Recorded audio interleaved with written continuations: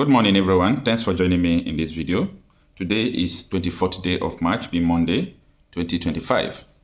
During the last and the first section of Nnamdi Kanu case with Justice James Omotosho, he fixed 29th of next month for the federal government to provide witness to testify against Nnamdi Kanu. Now, this is where the challenge started coming from the government side. Nnamdi Kanu case supposed not to, last up to this point if the federal government has provided witness against Nnamdi Kanu. This is over 10 years now that they have been trying Kanu. Up to today, the federal government of Nigeria have not been able to provide one witness to testify against Kanu based on the allegation of terrorism that they are charging him. Just like the case of Omoyole Sowore, over 5 years he was detained in Abuja. Federal government could not call one witness. The only witness that came to testify, of which they bribed him, the only witness that came to testify against Omoyole Sowore said that he heard Sowore saying there will be revolution. That was how court struck it out and said, you hear someone saying there will be revolution, it's not a testimony. Which kind of revolution? Is a revolution a crime? What kind of revolution were they talking about? You understand that kind of shenanigan the federal government is just putting forward to disgrace themselves. Now, this issue of Nnamdi Kanu, the reason why it is so interesting is because, take a look. In the year 2016, during this time, the federal government asked the court that people they are bringing to testify against Nnamdi Kanu, that no one is agreeing to come to testify against Nnamdi Kanu, that they have resorted, that they are going to mask witnesses. Okay? But the Federal High Court told them that masked witnesses can't testify against Kanu. This is interesting, okay? Because federal government, they don't have any witness. So what they wanted to do, they wanted to pay people to come and testify against Kanu. And the report we got, that 2016, they wanted to pay Igbos, people from the southeast, they wanted to pay them to come and testify against Kanu. But those people said, our people from southeast will know us. Let us wear masks to come to court. That was how court struck it out and said, no, if you want to come and testify against somebody, you must open up your face, let people know that you are saying the truth. If you wear mask to come and testify against Kanu, meaning all your testimonies are false. And I learned that all these things were carried out by Southeast governors then. They wanted to send their people, bribe them, give them money to come and testify against Kanu. But federal government did not agree. Now, this Justice Tosho, I think is the leader now, the head of the Federal High Court. Then, the case came to his table. He was the one that struck the case out. According to Cable, Justice John Tosho of the Federal High Court Abuja has ruled against the application of the federal government to mask its witness in the trial of Nnamdi Kanu, leader of the indigenous people of Biafra, ipob, and director of Radio Biafra. Do you now understand? The same problem the federal government had before that made them to start, I will not say promoting, that made them to start, just frustrating. They started frustrating the court process so that Nnamdi Kanu will not just gain freedom easily. That led to 2017. They granted Nnamdi Kanu freedom in 2017 because federal government could not call one witness against Nnamdi Kanu. Now, Justice James Omotosho gave them only 1 month now to call the same witness. The same witness they could not call for over 10 years is what they gave them 1 month to call. The first question I am asking is, who is going to testify against Nnamdi Kanu? Who? If they give you 1 billion to come and lie against Nnamdi Kanu in court, do you have the cause to do that? Because first of all, we know that they don't have neutral witness or witnesses, people who can genuinely come and say, we want to testify about what? Okay, now, the case of the federal government has to do with Radio Biafra. Radio Biafra was where? In London. So the Federal High Court Abuja don't have jurisdiction. That was why appeal court before struck out the case of Nnamdi Kanu again. So we are going to witness interesting days ahead. But the issue of calling of witness is what is happening now, because the report I got today is not a confirmed report at all. Okay? Someone told me from Abuja that the federal government part, because they are the plaintiff, they are the one prosecuting Nnamdi Kanu, that they are looking for people who can come and testify for Nnamdi Kanu, and they will reward them with any amount of money. If this is true, it is laughable, and it is dangerous on Tinubu's government part. Okay, it is dangerous on their part. Now, I will blame Tinubu for this because everything stops at his table. But I will not blame him too much. Like the issue that is happening in Rivers, a lot of people are blaming Tinubu. No.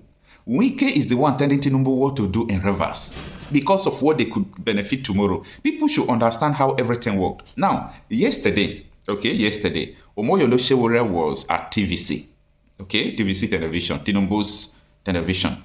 So he was talking about the issue of Nnamdi Kanu. Why they asked him, why do you always go to court? Anytime Nnamdi Kanu have case in court, why do you always go to court? This is what Omoyolo Sowore said. He talks about Nnamdi Kanu's freedom and his detention is unjust.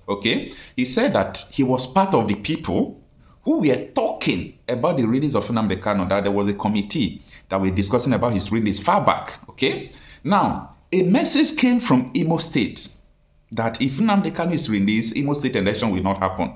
Because of that, election was not, Nnamdi Kanu release talk was suspended. So, if they tell you that Southeast governors or Southeast politicians are responsible for all this elongation of Nnamdi Kanu's trial, believe, because everything is not only about Tinubu. Tinubu can't act alone if people from those states did not tell him to do it. He can't act alone. If he act alone, they will leave him alone. That is politics. People should understand structure in politics. So, take a listen to what Omoyolo Sowore said.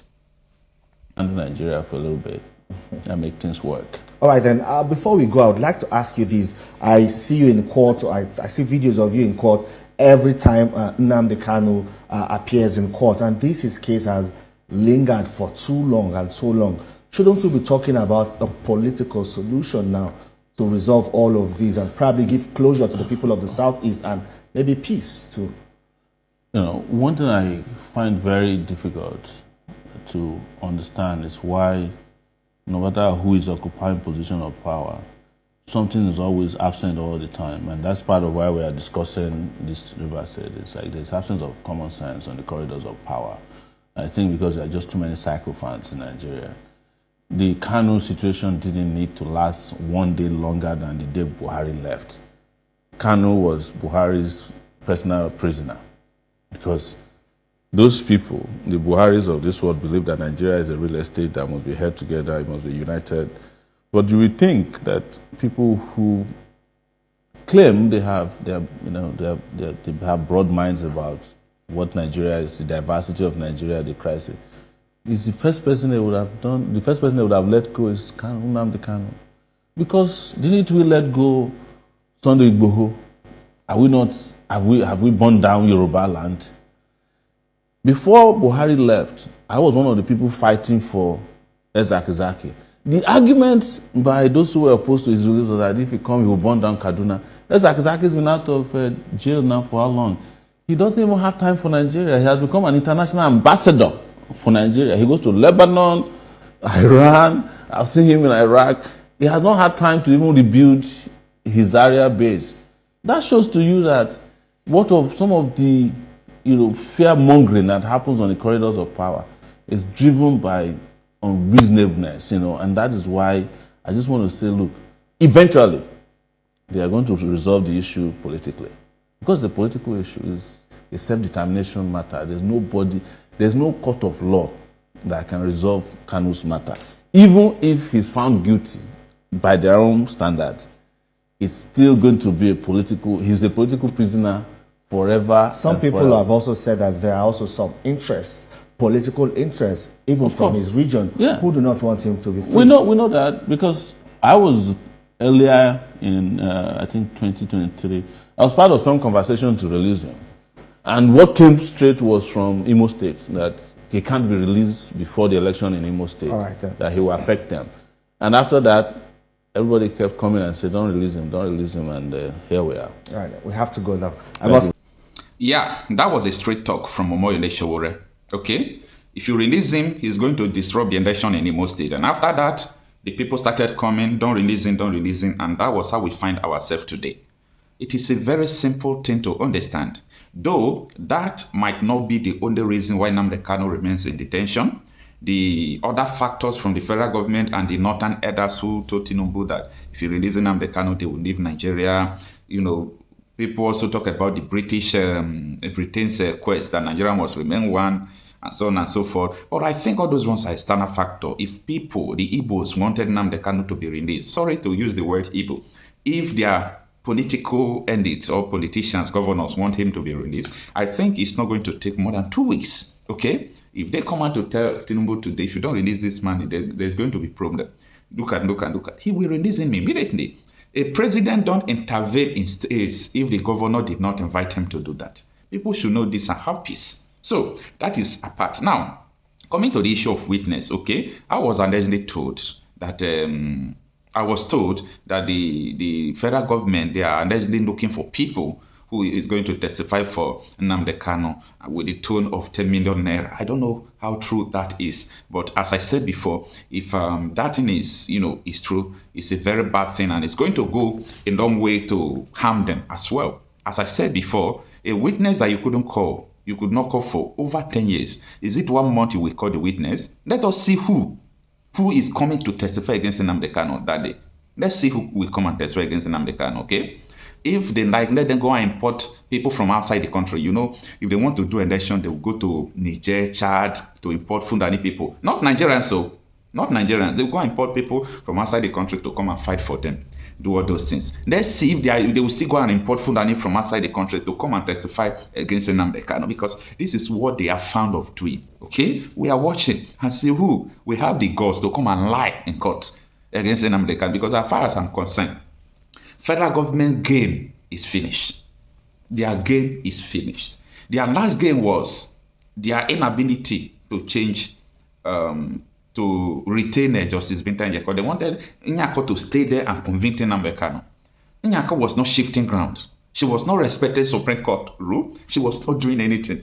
So after the pressure from Nnamdi Kanu and so on and so forth, they now remove her. That was the last game. Now, calling of witness has been the weakness of the federal government in this case. So as I said before, let's see what is going to happen before then. So if anybody, when Nigerian citizens see the details of the Supreme Court statement today, they will marvel at how, after saying all these illegality that the federal government and their security agencies committed, all they had to do was that the primary court said, the appeal court said that the primary court had no jurisdiction. So they condemned the appeal court for taking that decision. Therefore, because the primary court had jurisdiction, the case should go back to them. So if in all these atrocities they committed, they had killed Nnamdi Kanu, what will be the basis of the primary court and its jurisdiction? What will be the basis of it? When I started, I talked about judicial rascality. So what it empowers is security rascality. Because you cannot tell other police, army, navy, air force, condemn them plainly, and then you exonerate them. So you give them license to kill Nigerians, just like they are doing in Plateau, killing people. They are doing in Benue. Herdsmen are killing people. But you haven't had any person in this country condemn the herdsmen of Nigeria for killing hundreds of thousands of Nigerians. You haven't had them condemn the killings in southern Kaduna. So the security agencies are being encouraged to recklessness. And recklessness not about spoken word. Recklessness with gun, killing Nigerian citizens. So if anybody, when Nigerian citizens see the details of the Supreme Court statement today, they will marvel at how, after saying all these illegality that the federal government and their security agencies committed, all they had to do was that the primary court said, the appeal court said that the primary court had no jurisdiction. So they condemned the appeal court for taking that decision. Therefore, because the primary court had jurisdiction, the case should go back to them. So if in all these atrocities they committed, they had killed Nnamdi Kanu, what will be the basis of the primary court and its jurisdiction? What will be the basis of it? And look at the whole panel, about 7 judges, not one Igbo man, not one person from the southeast, not one person from the south. So it's a contrived business to put that boy, to put him behind bar. And we have been asking that they should turn him to Kuje prison. They refuse. Why wouldn't they allow him to go to Kuje prison? Why keep him at the DSS? Why? So it shows you that Nigeria is not interested in fighting insecurity. Because if they were interested and they love this country, they would have seen that Nnamdi Kanu is a major instrument that will bring security. Southeast will be a beginning. The other parts of the country would have been a follow-up. So it's unfortunate that you condemn security forces for the crimes they commit, and you exonerate them by keeping Nnamdi Kanu there and asking that we go back again, to start case from, Federal High Court Africa. What actually is the sin of Nnamdi Kanu? Asking for justice for his people. That's all he's saying. That the Southeast has been completely, excommunicated from everything that happens in this country. So we pray that this young man, I don't know whether you have had the privilege to speak with him, one of the most brilliant young men you can ever come across. Not only is he brilliant, but well spoken. Why this country shows you that we have no values. Can you imagine a boy that a whole zone respects? A whole zone respects him. Who else, apart from M.I. Okpara in those days and Dr. Nnamdi Kanu, they don't have as much respect as this young man. That would have been an advantage for Tinubu and his government with the National Security Advisor to say, look, how do we seriously start to curb this insecurity in the country? If this boy is so loved by his people, why don't we sit him down and discuss with him, know where he's coming from? If there are things he's agitating against we can solve, we start doing something. And look at Northwest and Northeast. Look at where the country is today. Everywhere is war, killing people. Killing is no more, it's an admirable, concept in Nigeria now. Any day nobody is killed, you don't hear it, then it's abnormal. But in the normal day, hundreds killed in herdsmen in Plano Plateau, in southern Kaduna, in the southeast, then not to talk of the bandits and Boko Haram in northeast and northwest. That one is a daily occurrence, killing hundreds of them. We're a country without statistics.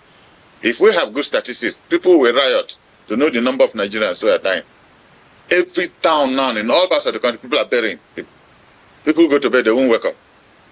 So it's all cumulative effect of total insecurity. Probably you do work somewhere, nobody pays you. You are working for somebody, you are not paid. You go to bed, you are thinking of what you will tell your wife in the morning. You can't pay school fees. The man goes to bed and won't wake up. And will say, God, please take my life. Why am I living? When a man cannot take care of his immediate family, what life is it anymore? And you don't want people to react. Young men leave school, no work. And they see somebody who rigged an election and goes to Abuja and he buys a armored-plated jeep for 160 million, and you want him to go and sleep. His parents sell their property to train our young men and women, and they come out 1, 2, 3, 4, 5 years. They can't say good morning, thank you to their parents. They look at their parents without any hope of tomorrow. Parents who have trained their children, we should have hope that their children should get back to take care of them. But it's not the case in Nigeria. And we don't appear, our legislators are not interested. Executive all over the place are not interested. So I don't know how this problem will be sorted out. I normally find it very difficult to discuss a profession that I'm not one. But common sense also tells you that you can reason. If somebody is talking, you can reason. But it's painful because some patriotic Igbos, I saw 1 or 2 senators there who left everything they were doing to come to the Supreme Court with some hope. Because if you listen to the judgment of the appeal court, it was fundamentally very literate, accommodating on every aspect of it. So people were very hopeful that the appeal court will uphold the judgment of the Court of Appeal. The Supreme Court will uphold the judgment of the Court of Appeal, and that would have been a case done for. But unfortunately, because if you were in the Supreme Court, like I was, we were there as early as 8:30 in the morning. And when he started running this judgment, on every aspect of that case, he condemned it. The Supreme Court condemned the federal government of Nigeria. In fact, they used the word illegality not less than 20 times. The killing of people at Nnamdi Kanu's father's compound, they even named the number of people killed, the rendition from Kenya, how he was kidnapped. It was difficult to believe that after condemning the security services for unauthorized and unorthodox behavior, kidnapping Nigerians and killing people anyhow, I have never seen a court with that kind of finality in terms of condemning public officers who were working for government, telling them, you don't take the laws into your hands, only to finally, because they said they disagreed with the Supreme Court, that the lower court had no jurisdiction. It was the basis of what they are doing, that they should now go back to that court because it has jurisdiction to hear the case in the first place. That's some of it. So if Nnamdi Kanu dies, after all this illegality, what case are they going to hear? This boy has been under detention for how many years now? Even the Supreme Court was asking all these questions too. The illegality that has been meted against him, and yet they still will go back again to the federal high courts, where with them will start begging for bail. Even condemned the government, that court, for revoking his bail. That was the exact statement of the Supreme Court. So you don't even know the basis of their final decision. So when people say that there is a judicial rascality in this country, you cannot but agree with those people, because unless it affects you, you won't appreciate why they said so. Because when you at the whole Supreme Court, everybody bent his face down. All lawyers were so astonished. To talk of embarrassment is an understatement. But in all cases, as a Christian, we give glory to God.